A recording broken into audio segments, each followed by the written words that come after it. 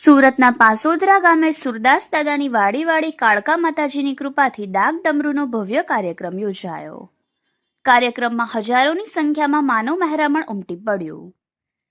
સુરત શહેરના કામરેજ તાલુકાના પાસોદરા ગામે આવેલ ધાર્મિક ફાર્મ ખાતે રક્ષણ કરનારી, હાજરા હજુર દીન દુખિયાના દૂર કરનારી સુરદાસ દાદાની વાડી કાળકા માતાજીની કૃપાથી મહાકાળી ધામ તગડી અને સુરત તથા તગડી કાલ ગ્રુપ દ્વારા 13 જાન્યુઆરીને મંગળવારના રોજ શક્તિ અને ભક્તિરૂપી ડાક ડમરૂનું ભવ્યાતિભવ્ય કાર્યક્રમનું આયોજન કરવામાં આવ્યું હતું.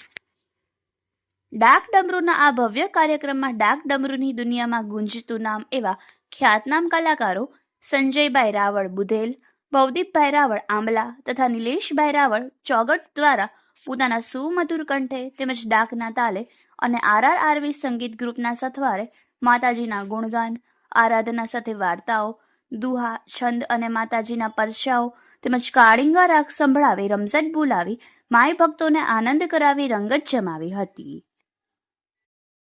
આ ધાર્મિક પ્રસંગમાં હજારોની સંખ્યામાં ધર્મપ્રેમી જનતાએ હાજર રહીને ભક્તિરસ ડાક ડમરૂનો આનંદ માણ્યો હતો. સાથે જ આવેલ સૌ ભુવા પઢિયારોને પણ ભક્તિમાં લીન કરાવી મોજ સાથે આનંદ કરાવી ડોલાવ્યા હતા.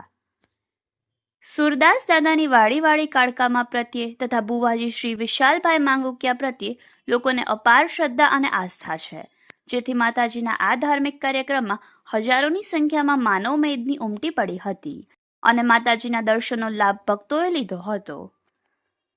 આ પ્રસંગે રાજકીય તેમજ સામાજિક આગેવાનો, કામરેજ તાલુકા તેમજ સુરત જિલ્લાના અધિકારીઓ, પદાધિકારીઓ, ભુવા પઢિયારો તેમજ આજુબાજુના ગામોના ભાઈઓ બહેનો હજારોની સંખ્યામાં હાજર રહીને કાર્યક્રમની શોભા વધારી હતી અને તમામે કાર્યક્રમનો આનંદ માણ્યો હતો. સાથે સાથે આવેલ ભક્તો દ્વારા પણ રૂપિયાનો વરસાદ કરવામાં આવ્યો હતો. સાથે જ યથાશક્તિ મુજબ અનુદાન પણ કર્યું હતું.